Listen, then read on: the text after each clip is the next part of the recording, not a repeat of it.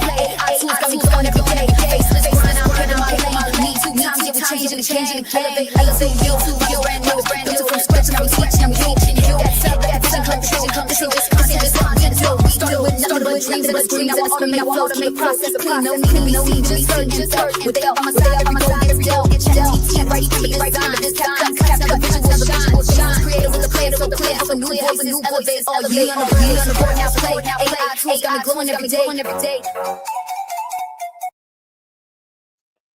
Hello, everybody. I know it's late, but I just came to show y'all a video. And just welcome back to Elevate Me to You Live, and where we're going to just break down on how to use PLR product and rebrand it to make it your own. So we don't just download content, we elevate it. So today we're going to dive into something powerful. It's the foundation of rebranding your PLR content. And if you ever got stuck with copy and paste products or wonder how to actually make them yours, this live is for you. And digital products is just like ebooks, courses, and templates and stuff that you can make. You can purchase those items from a site. One of the sites that you can purchase is SD. Uh, those products will either be labeled as PLR or master resale rights, where you can resell those items as is, or you can rebrand them with your logo, your name, your colors, and everything based on your brand. So today we're going to break down what PLR really is and why it's not, and what it is not, and also how to rebrand it and make it your own voice and vision, and how to turn it into a real product that builds trust and income. So whether you're just getting started or you got a digital shop that you're ready to glow up, then you can walk away with steps, tools, and inspiration to transform those PLR products into something magnetic or memorable. Okay, so if you already know, around here we're going to create with strategy, sell with soul, and build something that lasts. So grab your notes, get cozy, and tap into the next level of creative empire. So let's go. Me 2 times, family. Drop some light bulbs in the chat if you're ready to elevate. Now, this is most people have things that they're very good at and they know have a lot of information about. So with this type of product, you don't have to start from scratch. You can get something that's already out and repurpose it by adding more to it, making it your own. It's a very easy process, and today is just mostly just a lecture where they're talking to you, explaining the breakdown and the strategies to getting that done. I do have other videos on my page on my channel that you are able to watch that will talk more detail into PLR products and master resale products. So, and also I will be coming back and actually taking a digital product that was purchased on SD, and I will go through those and show you how I edit those to make them my own, how I elevate it by adding more benefits and value into it. What you want to do when you purchase these items from SD, uh, you purchase a product and you'll go through the product and see what you like, and then you'll recognize what you feel like is missing from their product or how it can be advanced and enhanced. So right here is just some strategies to get that done and to get the right mindset. Okay. And thanks for everyone that's coming in or that will be coming in. And once you come in, if you find this information valuable, please hit the like button, share it to other people that you think that is interested in making money online. And also, I will be going through some steps on how to get your shop set up on SD. There's another site called Stand Store, which I have not used, but I will go through those steps on how to get that done. And also, I will get get you some tips from some very successful content creators that does digital products online. Okay. And that's the way you can get a guru to tell you. But what I would do, as for me, I will walk you through those steps as a beginner, just so you see how easy it is to transform these products and make money online. I know y'all have seen other content creators that do sell digital products, courses, and stuff. And majority of the time, this is what they do. They purchase a product and then they just rebrand it and make it their own, put their own covers on it, put their name on it, put their logos on it. But I'm going to show you how to do that where you'll be able to make extra income. This is passive income. You don't have to continue to do anything with this product. Once you put it out, you can resell it as many times as you would like. This is a very good way to have income coming in where you'll be set for life.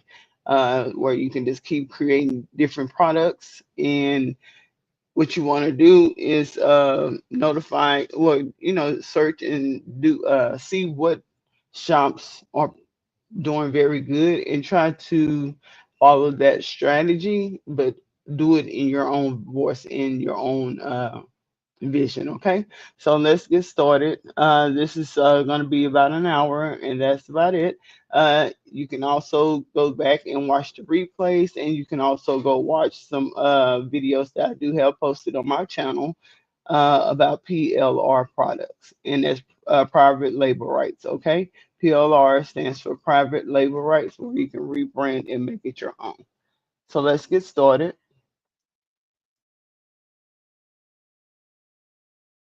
Let's talk about the foundations for rebranding PLR content. We are going to be teaching foundational principles before we get to the point where we're talking about changing titles, before we're talking about redoing graphics, and those are not part of this. You've probably been taught those things already, and they're fairly technical and mechanical. And quite honestly, you can outsource those things. What we're talking about are the things that are really going to matter, the things that are really going to impact your income if you're using PLR, and the things that you need to understand before you undertake the process. Undertaking the process of redoing graphics or changing titles or adding your own particular spin or even adding a bonus before you do the things we're going to talk about here, they're really not going to make the impact on your income or on the sales of a particular product or service. So we want to talk about those things, these things that are going to impact once you have put them in place and once you have these foundations right. Let's first talk about what branding is. It's what you want to be known for. So you have to have something that you're going to be probably known exactly for in a particular marketplace or sub-market or niche. Branding should say something about how you're positioned. So if you're going to say that you're the best at something or you're the first at something or you're fast at something, that's a positioning statement. So what you're really talking about is how you're going to be positioned in the marketplace against other people. Now, it doesn't mean that you're always going to be in competition, but what it does mean is that you're saying something about your business or your brand or whatever you're selling that I should come to you to get it over and above everybody else. And so you've got to be able to do that with whatever you're selling. So you go to the marketplace, and when you make a branding statement, you need to be able to say right now, hey, Mr. Purchaser, Miss Purchaser, you need to purchase this from me because you're going to get this unique thing. So it could be what you sell. Branding could be based on exactly what you sell. You sell something different from everybody else in the marketplace. It could be the way you do business. So it could be that you are the absolute fastest in your particular market or niche. It could be that you are the most technical person in your market or niche. It could be that you are the most patient person and that your team is the most patient group of people that are going to be dealing in your market or niche. It could be that way, and you could brand around that. It could be the way you deliver service. Disney is known for that. And basically, when you do something with Disney, you probably expect that you're going to get some over an abundance of service. That's just in that particular part of the marketplace. Probably not going to be in other things they're involved in, right? But if you were to go to their park, if you were to visit one of their properties, the thing that they're known for is their customer service and that they go over the top, and then they charge a premium for that. So basically, you want to be able to come to a market or niche. You want to be unique like Disney. You could be unique in the way you deliver some kind of service. And what you want in your brand is for it to stick in people's mind whenever you're mentioned. So whenever your business or your brand is mentioned, you want them, that customer, to think of something that you do. And so, and again, this takes a long time to establish. But before you really start working on turning your PLR into something specific, one of the things you have to do is you've got to consider, what do you want to be known for after people buy this product, when they mention the fact that when they think about the fact that they got it from you. And it doesn't have to be something mysterious. All it has to be is something that sticks in the customer's mind and something that's unique to your business or your brand. It should have to be based on whatever. It should be factual. It should be a proven fact, whatever it is that you're going to brand around. And to the naked eye, it should be based on what people can see.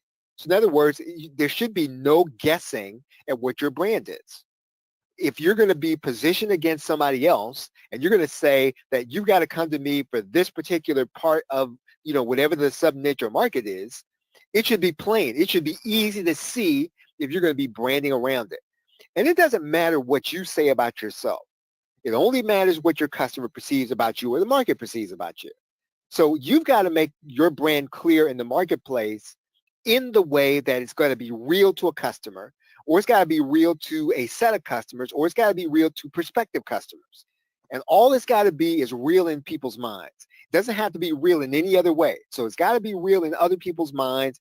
It does not even have to be, unfortunately, and I don't say this because I want you to do this or because I expect you to do this, sometimes it doesn't even have to be true.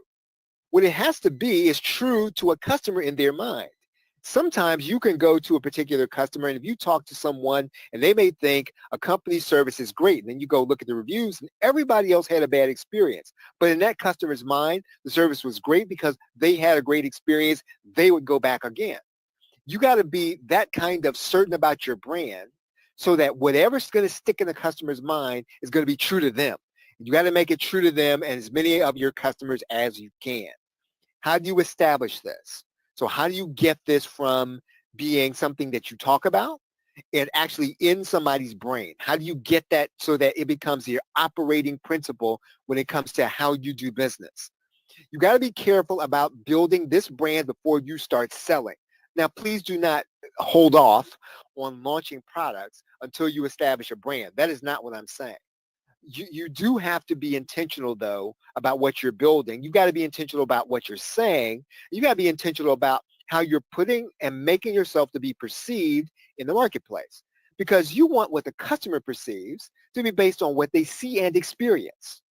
So when you make a sale, when a customer goes through your marketing funnel, when a customer goes to your thank you page, all of that is going to be, it's going to build that customer's perception. And it's got to be, everything has got to be really based on what you want that customer to see and experience. And you've got to make that central to what it is you're going to say about yourself. What matters for you, right, the business owner, is what is selling right now. What matters for you is what's selling for you repeatedly. So in other words, anybody can make a sale once or twice.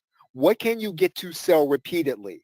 Because what you can get to sell repeatedly by customers over and over again, that will eventually be your brand. What's not going to be your brand is what you say about yourself. What is going to be your brand is what people perceive enough to buy from you over and over again. When I say repeatedly, I really mean customers who buy from you a second or third time, the same customer. So that is really what is going to matter when you are building a brand, and specifically if you're building an online business brand. And of course, it needs to be repeatedly profitably. If I'm going to give away everything every time to all customers, that's not sustainable and that's not profitable. So yes, I could take everything in the world and give it away to every customer and have them and not charge them a whole lot for it. Well, I could get that to sell repeatedly, but I couldn't do it profitably. So basically, what you can get to sell repeatedly, profitably, over and over again to the same customer is ultimately how you're going to build a brand. It's not what you say about yourself. right? It's what the customer perceives in terms of what they're getting in value and what they bring to your business when they buy from you over and over again. Once you determine what this is, and you may have to go through a few sales cycles, you may have to go through selling products over and over again before you figure out why customers are buying from you over and over again. And you may have to stumble over this. You're not going to know up front. You've just got to be careful and intentional about building it. But for a while, you could be wrong. And it's okay to be wrong as long as you're course correcting all the time.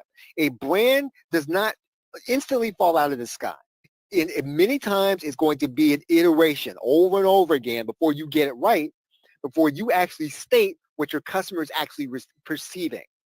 So you don't know at first. You don't really have an idea of what this is. You were building this over time, and you're building this based on what you're selling repeatedly, profitably, and then you're getting an understanding why the customer's coming back to you, and then you're stating that to the marketplace, because that's really what's getting people to buy over and over again. Please do not always assume that the answer is because you're cheapest. Don't sell that way. Because if you're going to be the cheapest, you are going to have to be the Walmart of whatever your business or brand is. And basically, you're going to have to be the biggest, the fastest, and the cheapest. And sometimes that's not going to be sustainable. Now, again, I'm not saying that you cannot do it. In other words, if you're an information brand, if you're selling information, that you can give people the most, right? You can have a bunch of stuff outsourced. You can just pile stuff on people, and some people will buy from you specifically from that angle. It is not sustainable. For any information marketer that will tell you it is not sustainable to do business that way, I suggest you do not compete on the basis of price and on the basis of volume and stuff, or heft, as I call it. More often than not, over time, you will get people to come back to you because of the way you do business. And that's really what is sustainable because it's unique to you. So you got to build a brand of people that are coming back to you over and over again so that it's profitable to you because people like the way you do business. And again, please do not feel like if I can't do this right now, if you're not doing this right now, or if it's not happening for you right now, or customers are just kind of buying from you because you got the most stuff right now, you're not quite there, where they're coming to you because they like the way you do business, that's a bad thing. Listen, it is a growth, it's an iteration, but you need to know what you're shooting for. And what you're shooting for and what the ultimate goal is that you want people to come to you because of the way because they like the way you do business. That is what you want. That is what you're building when you are working toward building a brand. So you got to determine the why for your brand. And this really does go beyond branding. Before you establish the brand and people to trust you, you've got to determine what your unique selling proposition is. This is basically the why. So in other words, when we start talking about people coming back to you over and over again, repeatedly, profitably, we're doing this because we want people to come back to us for a specific reason. And this is the USP. This is the unique selling proposition. And once again, it may take you time before you can state this. It may take you time before you can state this publicly to the marketplace that, hey, this is the reason I think you should come back to me versus all of these other people that are doing what I do, or people that are doing like what I do. A USP is vital to all your product releases. It's also vital to your brand. Once you determine what your USP is, there are two parts to the equation. What's the first? You might have to change how you do business. So in other words, if a customer's coming to you because they like a certain aspect, you might have to change how you're doing stuff in order to give your customer more of that, because you know that's attracting people and it's keeping people, it's bringing people back to you a second and third time. So again, just because you brought something to the marketplace doesn't mean that you have to stay there or that you should. If you start getting traction and you start getting sales because people are coming to you for a specific reason, and you know that, and whether or not it is because you've done surveys or you've actually talked to your customer, what may have to happen is you may have to change how you're doing business, because you want to ultimately give people more of what it is that's bringing people back to you over and over again. It also means that you may have to change what you're saying about yourself. So in other words, if you find out, again, through trial and error, through talking to customers, through making sales, through losing sales, you might have to change what you're saying about yourself. So please do not think that you are stuck at, whatever your branding statement is today, that you got to be stuck there. You're going to have to adjust it. So, a branding statement or, where you think you are in the market or how you're positioned, you might have to adjust. And then I'm going to say you need to adjust and you need to be willing to adjust. And I'm not even talking about market conditions. I'm not even talking about when the niche changes. I'm talking just about the fact of you discovering why customers or prospects like you and your business. And this is in Now, any your business. USP, your unique selling proposition, when you state it, when you go public with it, and this is why you need to be careful about it, you're going to turn some people off. So some people are going to say, you know what, that's not what I want from you. That's not what I want in this sub-market or niche. I'll go to somebody else who has a little bit more of what I like. Now, that doesn't mean that that's a bad thing. Getting people turned away from you. It's a good thing. You want some people to come to you specifically for your USP, and you might turn some people away who are actually thinking about buying from you or who are actually already buying from you. When you start doing business differently and you start stating why you're doing that, some people are going to run from you even though, you could stand to have those sales. And it's not a bad thing. You know why? Because everybody can't be your customer. It's a good day when you discover this. It's a not so good day when you lose a customer because of it. But again, for every customer you lose, typically you're going to get one specifically because you state that USP and you're clear about it and you were true to it, and it's the way you do business. The sooner you declare who is your customer, the faster you can start to attract people that like what you do and how you do it. And most people don't because you're trying to hang on to everybody. But if you can't state openly what you want to do for somebody, you're never going to attract anybody apart from the rest of the market, what the market's attracting. You need to be able to go to the market, make a statement, and attract people who can get what it is that you're able to deliver uniquely. Let's talk about rebranding your PLR in this context. Now, I'm glad I've given you the subcontext. I want to talk specifically about PLR. We're then going to go back to branding because this is really why you're here. You can change the nature of your PLR content, whether it's a product or membership or the rules that I'm about to say to you don't matter. So it doesn't matter whether you're creating it for product or you're getting it for your content, you're getting to put in your membership. All these rules I'm about to state to you are the same. If you change the nature of your PLR content just to change graphics or titles, doing that stuff alone is not going to change your sales. So it's not going to make you sell anymore just because you change the title or you change the color and all of those things, or you change it to your brand colors. Those things alone are not going to increase your sales. The most important aspect of the sales process is how you're positioned. So in other words, if I come to the market and I want to get something on Facebook, and you've got PLR content on Facebook, and you change the graphics, and you change the copy, and you've added a bonus, yeah, you're going to get some people. But are those people going to come back to you over and over again? Probably not, unless there is a reason that they need to come back to you specifically to do it, because they're indifferent to getting it. They just want stuff on Facebook. Do they want it from you, or do they want it just Facebook from anybody?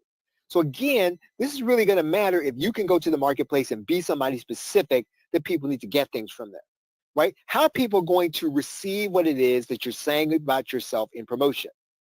What are they going to think about what you're presenting to them? And assuming that you've bought PLR and you've got this PLR to help you with something specific, you need to have these foundations in place before that PLR is really going to do for you what you needed to do for you to give you the leverage that you really did when you actually bought it. What you got to do, and this is going to be the most important thing, what we're going to say tonight, you got to bring your PLR into what your customer believes about your business.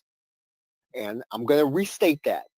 You have to drag your PLR into what your customer, whether it is your future customer or your present customer, believes about your business. So in other words, what do they believe about you that they're going to be? Because ultimately, people are not buying your stuff. They're buying from you, right? They're buying from a person.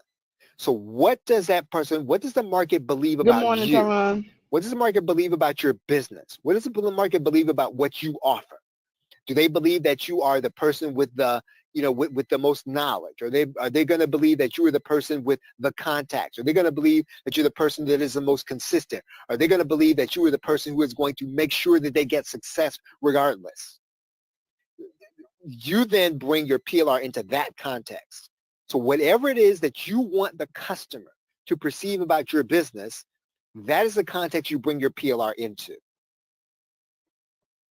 When you do this, you're always going to know what to change about the graphics. So again, the graphics are incidental. Till you know that, till you know what you want the customer to believe about your business, how you change the graphics is incidental, right?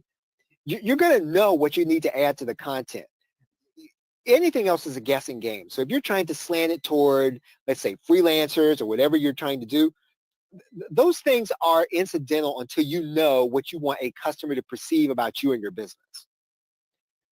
What you're doing, right, when you do this, right, if what you're doing is you're getting it and you're just making changes to it, you're trying to get to the market fast, it's a speed strategy, right? Traditional PLR rebranding, as it has been taught in the past, is a speed strategy.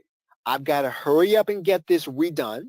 I've got to hurry up and get it on my server. I've got to hurry up and get it up and running, and I've got to hurry up and get it out to the marketplace. You've got to do that with speed. Like that's the strategy if that's what you're doing. If you're trying to get to the market first, right, what you're trying to do is you're racing the clock to get there before somebody else does. That's really your strategy. Because what you're trying to do is you're trying to get there with the best bonus, the fastest with your pricing before somebody else gets there and somebody else sees the same thing that you're doing. And again, I'm not saying that there's anything particularly wrong with doing it that way. It's just hard to sustain. If that's what your perception is with getting a PLR product and I got to hurry up and get it out to the marketplace so that I can beat everybody else to it, that's unsustainable. Right? And you don't want to do business that way because you're ultimately going to be doing business on the basis of price.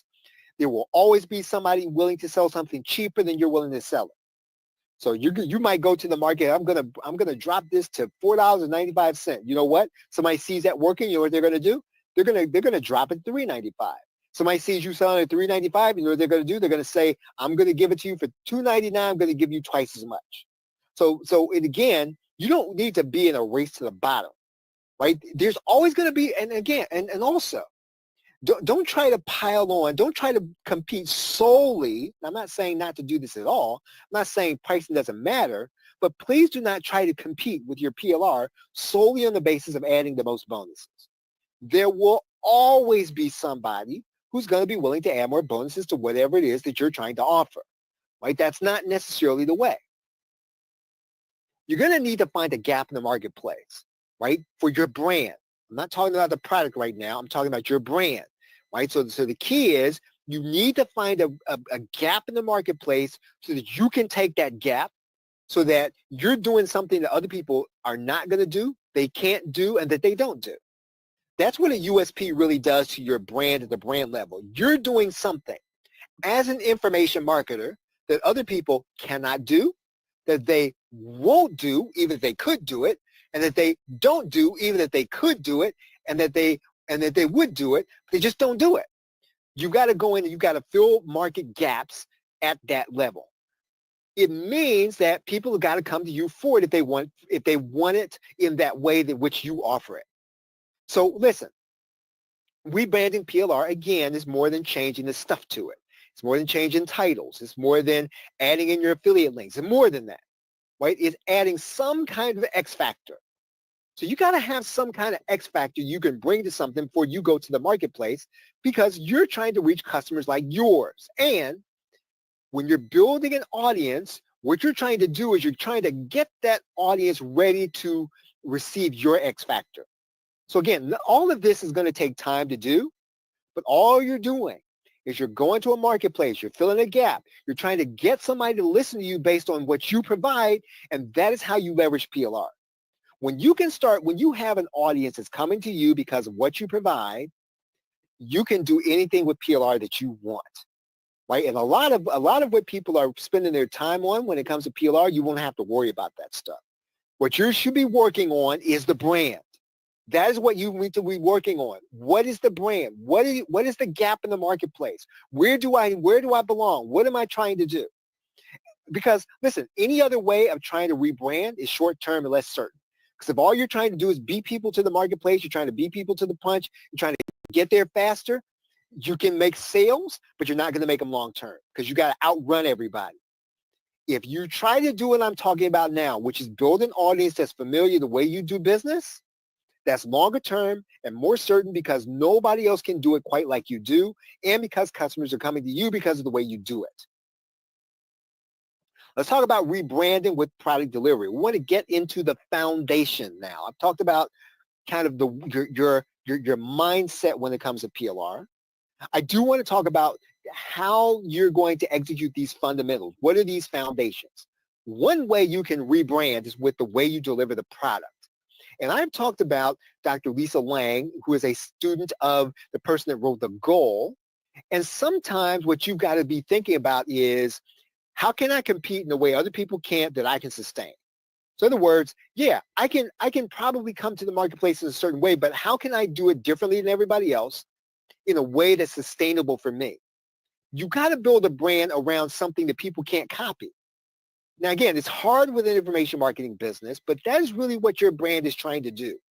And sometimes you're going to lean more toward getting to the marketplace and seeing the gap. And yeah, somebody's going to come in behind you. They're going to copy you. But when you go in first and you're going in with the way that you're doing business, it's always going to be hard to come after you if they're trying to copy the way you're delivering products. Now, when you deliver a product in a certain way that other people just will not do or they can't do, that's really hard for somebody to come behind you and try to do it in the very same way that you do it. And again, you can always innovate after that point. Now, here's where I might lose you, but I do think you need to consider this. And this is something that Dan Kennedy says, and it's contrary to what you may want to think.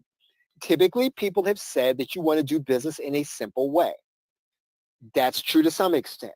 What you really need to be doing is you really got to do business in a way that other people cannot copy. So basically, when you start talking about the way you're putting things together and the way you deliver things, it should be something that's, first of all, different, and it should be complex. So when somebody comes to think, well, I'm going to copy what they're doing, they should be thinking twice about the way that's going to be. Now, again, it's not going to be apparent to you until you get into the marketplace, you start making sales. But as you start putting together how you're going to deliver to a customer and what you're going to give them and what you are going to give them in order to get success, right, for the price you're asking, it should be difficult to deliver. And it should be difficult to deliver because only you can deliver it because you've got a unique set of skills, you've got a unique set of teammates, you've got a unique set of partners, and you are the only one that can deliver this in this way so that when somebody tries to come behind you and do the very same thing, they can't do it. So one way you can rebrand is with the way you deliver your product or your service. Now, in order to do that, you might have to change some things. Right? You might have to change some things to deliver something in a way that a customer wants it, and it's always going to be difficult to do. The systems, because if you can go out and get it with existing systems, and anybody would do it. Sometimes you might have to pay someone to create a patch, right, to deliver something in a way that other people cannot deliver. That's the way these things happen. If you are already in the marketplace and you say, you know what, this particular membership platform doesn't do quite what I need to do for my customer, or this particular content delivery system doesn't actually do it the way I need to do it. That's a good thing because you need to come up with the solution. You might have to design the solution, and then you might have to go to the marketplace in order to satisfy your customer because existing systems do not do what you need them to do. If you're finding that, you're at a good place because you know the market needs it. You might have to go and figure out how to design it. You might have to partner with someone to help you to design something, to deliver something to a customer that other people cannot deliver because the market's not doing it. Because if anybody could do it, it's going to be easy to copy, right? And if you do something that you designed, that you're giving the customer what they want, that other people can't do. It's going to be really hard for people to come behind you. And that is what I call a sustainable competitive advantage. Right? So you're basically uniquely satisfying your customer. You're creating satisfaction and separation in an area that you can become excellent in. And it's where you develop innovation. That's really where this game is. There isn't a whole lot of information in information marketing. There's not a whole lot of innovation in it. Because basically, and you understand why that is. Because people go and get existing systems to deliver the same thing other people are delivering, right? And so you are probably going to come to the marketplace. You're going to see something. You're going to say, you know what? Why is nobody doing that? And I know customers would appreciate that, and customers are telling you they want it this way, but there's not anything, and there's not a way for you to give it to people because there's nothing out there that will help you to do it. You need to figure out how to design a way to deliver it. Now, are you taking risk? Yes, but you are also creating something that will give you a sustainable competitive advantage. And what I do not have in this presentation is that when you are creating that sustainable advantage, you're doing it over and over again. Let's say that the bet you make doesn't work and the customer is not really crazy about it, but you created something unique. You create a unique way of delivering something that's not in the marketplace. You know what you do with that solution? You then go and sell it to other marketers, right? You go and sell it to other people, right? So if you are able to deliver something and deliver something uniquely and it doesn't work for your particular customer, don't worry about it. That's when you take that back to the marketplace and you sell it as a solution to the other players in the market. So there's never anything lost when you do this. So just so you know, you can rebrand with product delivery. You can rebrand the way you promote. Change the way you teach, right? So that your customers understand, right, that what it is that you're saying they need to do to be successful. Change the way you present yourself in the marketplace. There's always going to be a community of people, and you're going to present yourself as a particular kind of person. And this is all probably going to take place in social media. So please don't, if you're on social media right now and you're trying to be authentic and trying to be yourself, I think that's good, right? I think that's great. While you're being authentic, you have to realize that you are presenting yourself and you're positioning yourself. And so while you're positioning yourself and uniquely, be emphasizing the things that you believe uniquely, right? You might have to change the people that you are building alliances with. Right? So you might have to change and rebrand according to the people that they believe what you believe about how to get success in your sub-niche. You might have to change the way you write emails, right? Or, if you're doing mostly, post in a group, which I suggest you don't, I suggest you really be doing your building your email list. You might have to change how you do that. You might have to change how you write because the way you write is going to reinforce your USP. Right? You might have to, and again, we've already talked about this. You may have to change what it is you're offering and the way you offer it. And ultimately, you need to be changing how you educate prospects or customers. Right? We'll get to that here near the end of what we're going to be talking about. Let's talk about rebranding your content. And whatever you change in terms of content has as an objective to build your list. So while you are building your brand, think about this. Right? Think about this for a second. What kind of list do you want to build? You want to build a list of people that want what you have. You want to build a list of people that resonate with the way you say it. And because that's the kind of list that's going to give you momentum to sell stuff, right? So you don't just want to sell stuff to anybody. You want to sell stuff to people that want what it is you have and how you say it, how you deliver it.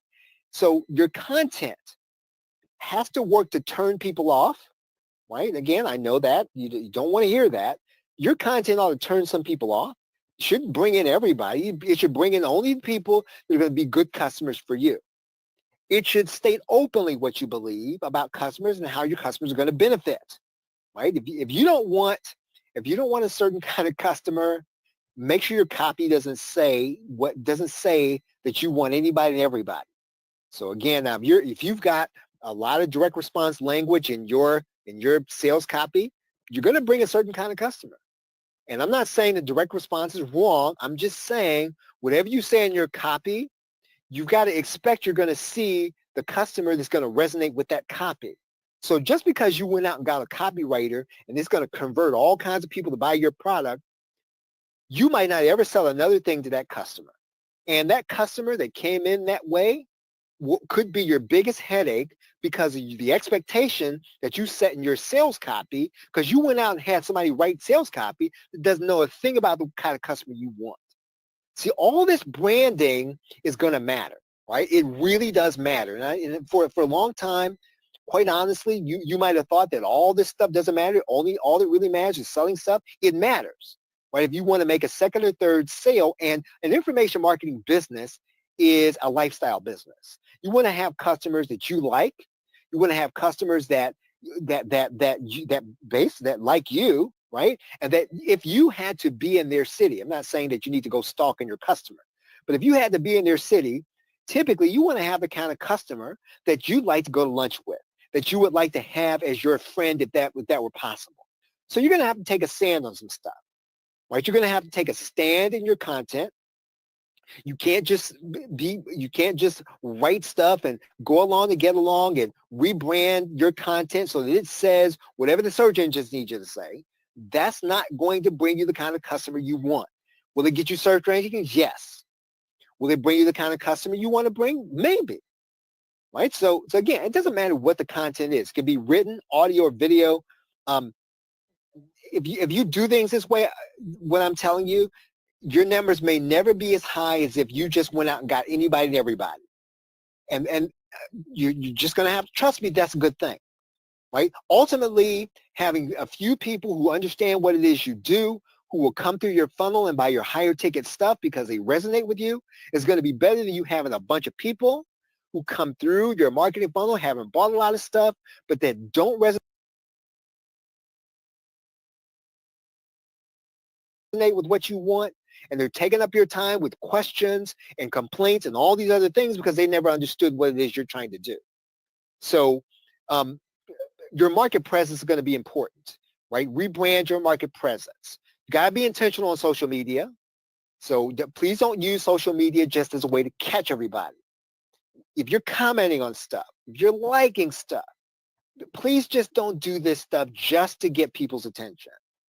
You need to understand the kind of person you are attracting.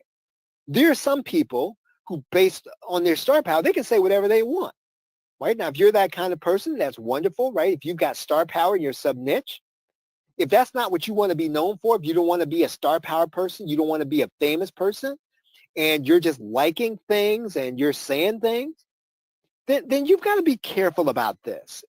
And you've got to be intentional about this. Maybe intentional is a better word than careful, right? Intentional is a better word than careful. I don't want you being on social media saying, oh, I'm really scared. I don't want to say the wrong thing. That's not the idea. I'm saying be intentional. If you're going to use social media, use it in a way to converse with people about things you want to talk about in the way you want to talk about them. Because everything that you're doing on social media is just the same as offline and in other areas off of social media. It is, you are building an audience of people who understand what it is you do and understand the way you do it. Rebranding with partnerships. When you choose to rebrand, right, however you're going to partner up with people, right, you're going to be building some kind of residual effect on your brand. So when you choose a partner, and I know that there is a mantra that the fast way to start building sales is to partner up. I'm going to tell you, do not be fast to partner up. When you choose to partner, you've got to make sure that that partner is going to be consistent with your USP.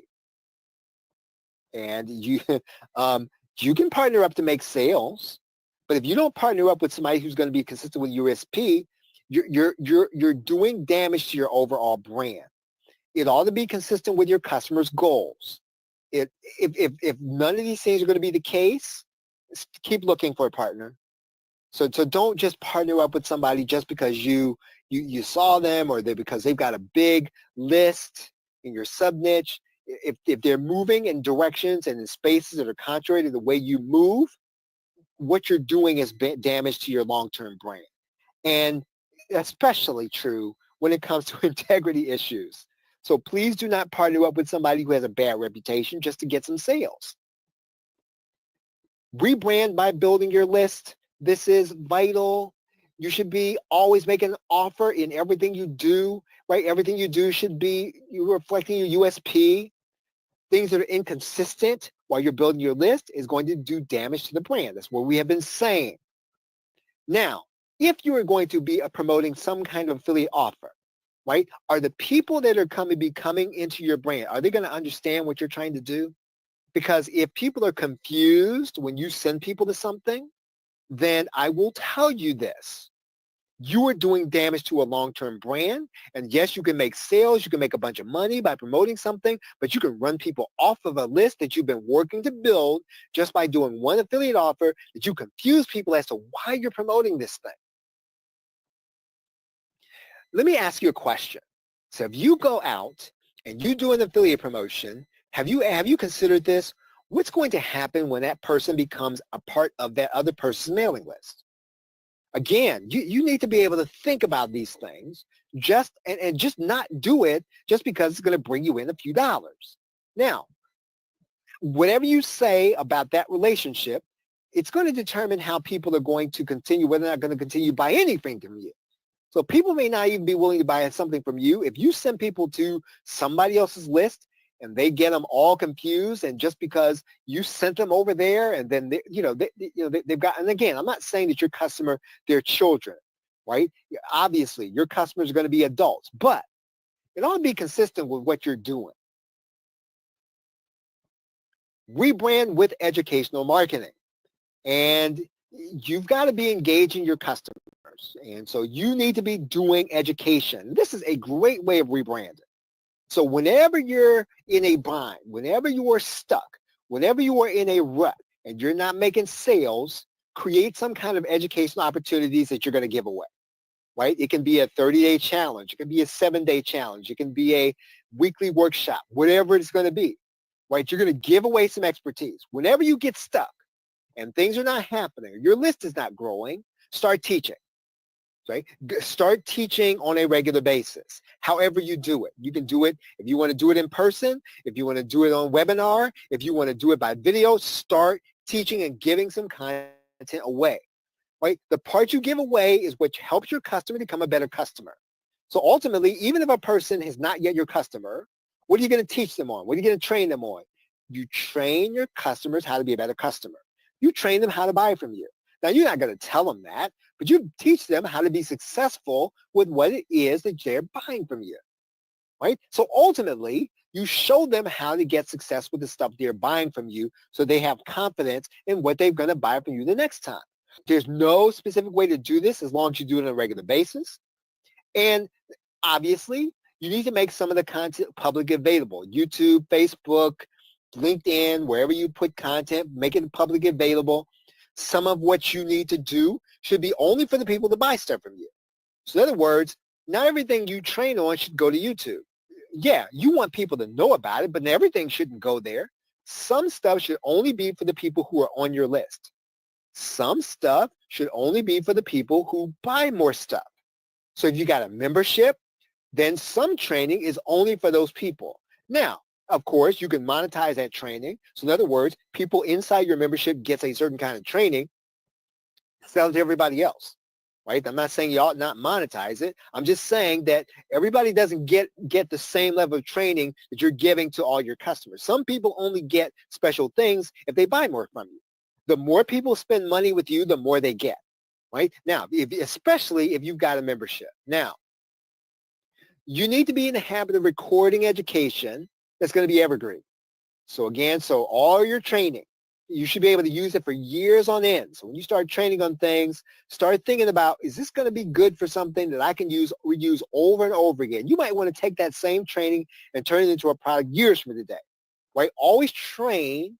This is not something that comes natural, and it takes skill to do. Train on evergreen principles.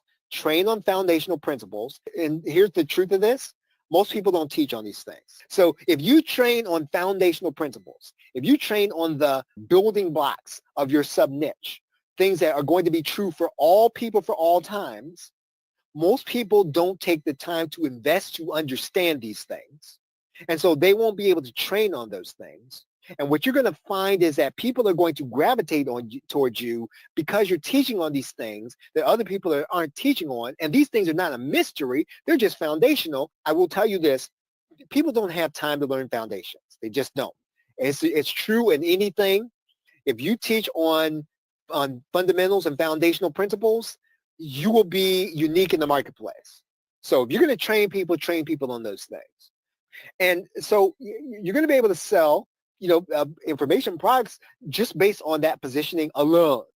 Now, when you start selling stuff and you're teaching people on foundational principles, quite honestly, when you start talking about rebranding stuff to sell things, it doesn't even matter what your sales page says, right? Because you're training people on foundational principles. And when you build that level of trust and you actually send them to a recommendation, whether it's something that you are selling or an affiliate product, and I will say this to you parenthetically, you should be building a product line. You should have more than enough products to sell to people so you don't have to always sell an affiliate product, right? I'm just telling you, you're training on a regular basis. What your customer is going to be doing ultimately, and this is the way that you build a brand. This is the way to establish a brand. You are building a customer base, an audience that you will train to trust. You train to trust. So you are training people to trust. So in other words, yes, you've got to build the kind of products that are going to be true to their form, that are true to what you say about them. Yes, that is good. That is a given. But you are training to trust. You are building a bridge for trust. You are training to trust. So you want people to trust your recommendations. You want people to trust you so that when you actually go to make a recommendation to someone to buy something that you are selling, even if you have leveraged PLR in order to create it, you want people to trust you enough to buy it just because you said it. And the way you build that trust is by educational marketing. Okay, any questions? Any questions? Okay, I see one question here. I'm going to just kind of pull this over. Let me see if I can send this here. Okay, so question is, what's the best way to actually figure out what your USP is appealing to your audience? Okay, so let me take the first part of that question first.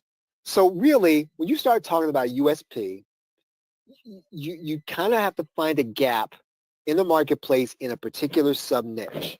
So basically, if you know you want to serve, let's say, and the example that I always use are RV users.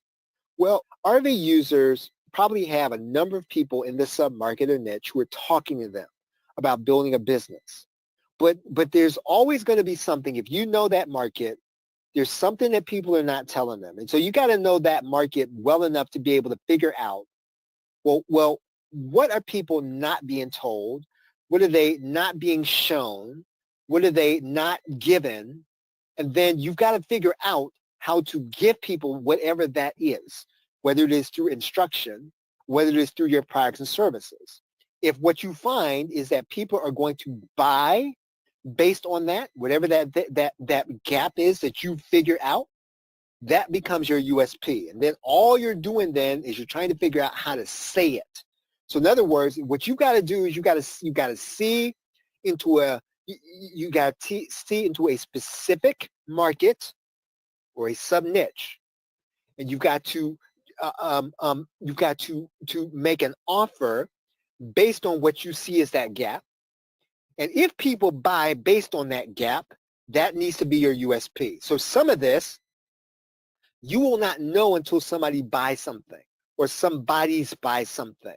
So I'm not going to mention what I know your sub niche is because I know what your sub niche is. There are a number of people who are selling to that market. So what you've got to do is you've got to look at that market and you've got to figure out what are people not being told or what is the angle that people are not approaching that people really do want to know, and you got to make an offer based on that. Every offer you make is not going to sell. Something you make based on your guess or what your hypothesis is going to work. Then you go back and you hit that same thing again. And when you hit it again, you start to brand around that. because again, you have discovered that. Now, again, that's when you start trying to figure out, okay, can I deliver this in a way that I know is unique? Because basically, what you might find is that it's not so much what somebody wants to know. It might be based on the way you deliver it that other people cannot get it. Other people can't do it. And so really, when you start approaching the marketplace that way, that's really the best way. You've got to figure out a gap, and you got to sell something based on that. And when you sell something based on that, that becomes the thing you brand around. So let me take the second part of your question. How often do you tweak your USP, or how long do you wait to get your USP to get seasoned? You keep tweaking until you start seeing sales based on it, right? So you're going to make a statement in order to get something to sell, and you're going to create an offer based on that, and you're going to deliver that offer in a certain way. Then what you're basically trying to find out is that second or third person that comes back to you because of that offer. You start trying to figure out, okay, was it because of the way I did this? Was it because of what I gave them? Was it because of the way I trained them? Was it because of my bonus? Why do people buy from that? Right? You go back and you do it again. And when you do it again and it starts to work, that needs to be the USP that you emphasize. The first one. Now, again, when you're an information marketer, the good thing about it is you can have several things that you can mention as a USP on a specific product. In terms of your brand, though, you will then start to be known for something. But on a particular product, you can mention a number of things in your bullets that can be USPs. Because a product USP can have several USPs, but a brand USP, which is the way you do business, that's going to be kind of based on your repeat customers, the people that are coming back to you, or the people that are buying for you a second or third time, or that people who are coming back to you when you make a certain thing or do a certain thing. Okay. Any other questions? Any other questions? This is a great question. Any other question based on rebranding PLR?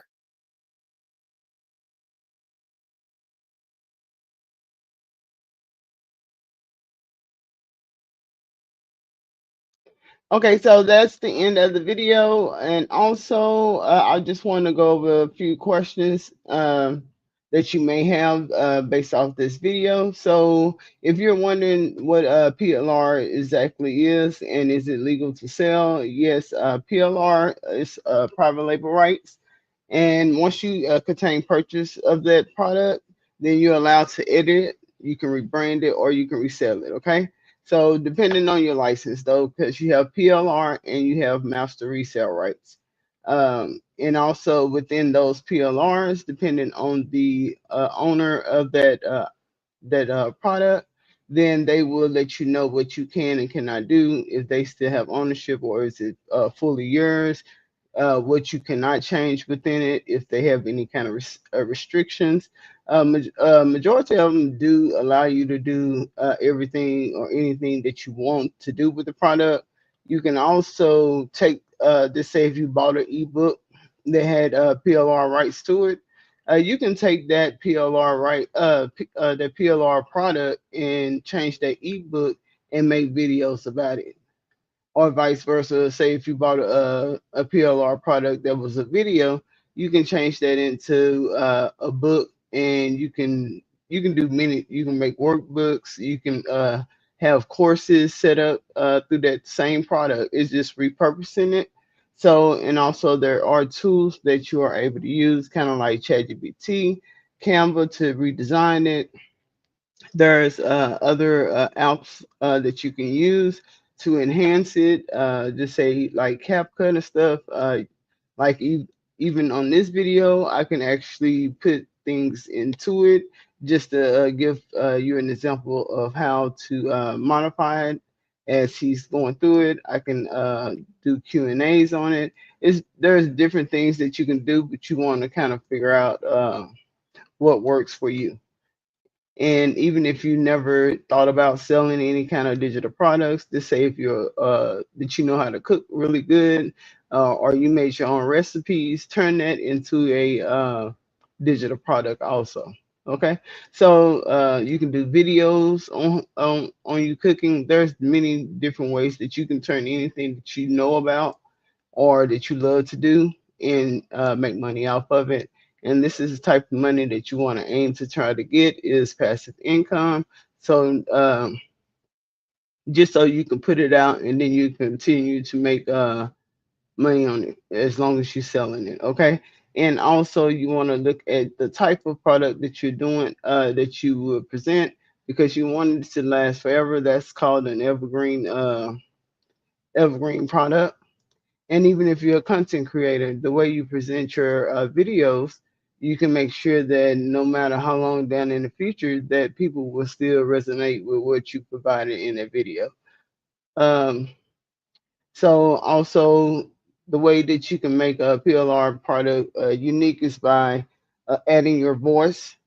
Like I could have took this, taken the transcription of it, and I could redo it within my voice, and I can add videos within it. There's different things that you can do. You just put your brand on it. You can put logos and stuff in there. You can be as creative as you desire, and also you just want to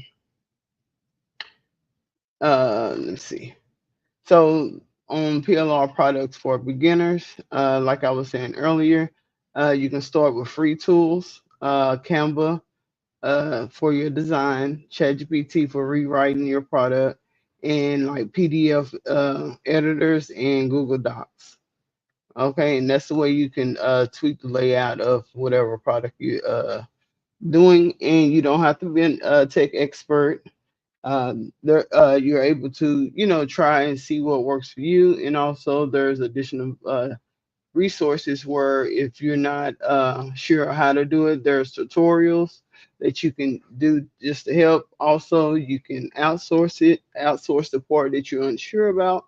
Like there's people on Fiverr and there's other sites that you can get people to do the video for you. And then, just outsource things that you don't know how to do but you want to kind of learn how to do it yourself just so you because this can be a free product that didn't cost you anything but just your effort and what you put in it. It's not taking a lot of money for like PLR products and master resale rights. Majority of the time you can buy those products from less than $1 up to I've seen some go pretty high, but majority of the time because you're gonna make it your own, you really don't have to spend hundreds and hundreds of dollars to get that done. Majority of the things that I buy be between $0 and maybe $10. I try not to go over $10 with buying those products. You want to look for the products that have a lot of different products within that one, and you want to make sure that the type of license that you want to make sure that you have a PLR or master resale rights. There are DFY products which is done for you. Most of the time you're not able to resell those. It's pretty much you using it for your personal use. Okay. With this PLR product, also you want to try to build an email list and also give away freebies. I know I love a shop that will, if you buy a $2 product, you give it a good review, you get extra free product that you can still resell, repurpose, and change it to your own. Um, Also, a site that you can do that purchase those items is Etsy. That is a shop. That is a site that I use to purchase. Also, you can sell on those sites too. It costs probably like what 20 cents to sell a product on Etsy, a digital product.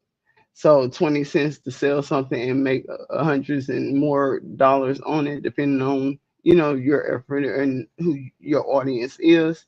Are you providing them with value? If you provide them with value, like he said in the video, then you will get repeat customers. Don't just sell what you think they want, but don't provide any value in it because they only going to be like one-time customers. Um, and also, if y'all missed the beginning, you can go back and watch like the concepts and the tips that he given out was more than just selling digital products. Like I said, if you just like this being a content creator, there's so many tips that he gave that you're able to use that and apply it to the way that you present your channel to your audience, how to expand that and grow.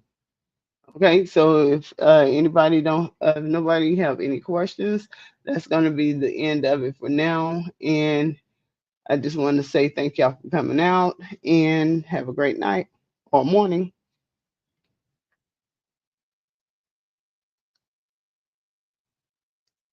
Oh yeah, me on the rise, press record, now play. AI tools got me glowing every day. Faceless grind, I'm paving my lane. Me 2 times, yeah, we changing the game. Elevate me to you, Bob is brand new. Built it from scratch, now we teaching you. Hit that sub, let the vision come true. This ain't just content, it's what we do. This for the shy ones hiding in light, the silent creators who dream at night. You don't need fame, just start the move. I'll show you the tools and how to improve. We grow slow, but steady and loud. Elevate me to you, standing out from the crowd. From idea to launch, I'm here to guide. Together we rise, no need to hide. Me on the rise, press record, now play. AI tools got me glowing every day. Faceless grind, I'm paving my lane. Me 2 times, yeah, we changing the game. Elevate me to you, Bob is brand new. Built it from scratch, now we teaching you. Hit that sub, let the vision come true. This ain't just content, it's what we do.